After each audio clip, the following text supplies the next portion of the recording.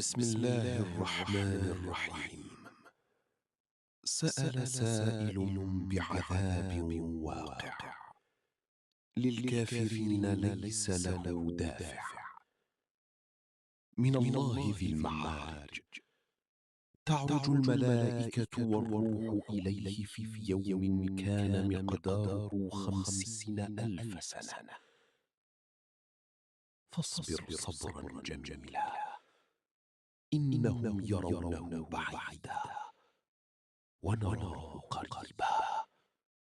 يوم تكون السماء كالمهل وتكون الجبال كالعهن، ولا يسأل حميم حميما. يبصرونهم.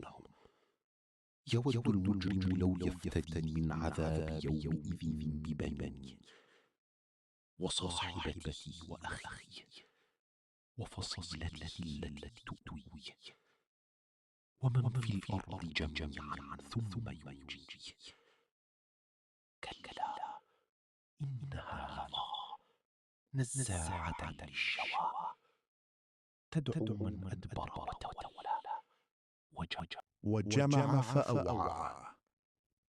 إن الإنسان خلق هلوعا، إذا مسه الشر جزوعا، وإذا مسه الخير منوعا، إلا المصلين الذين هم على صلاتهم دائمون، والذين في أموالهم حق معلوم، للسائل والمحروم، والذين يصدقون بيوم الدين، والذين هم من عذاب ربهم مشفقون.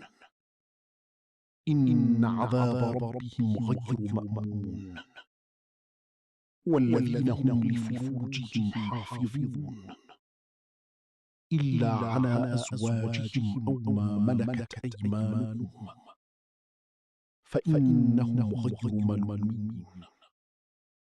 فمن ابتغى وراء ذلك فأولئك هم العادون، والذين هم لأماناتهم وعهدهم راعون، والذين هم بشهاداتهم قائمون، والذين هم على صلاتهم يحافظون.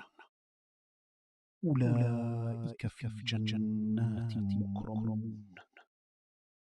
فما للذين كفروا قبلك مهطعين، عن اليمين وعن الشمال عزين. أيطمع كل امرئ منهم أن يدخل جنة نعيم. كلا إنا خلقناهم مما يعلمون.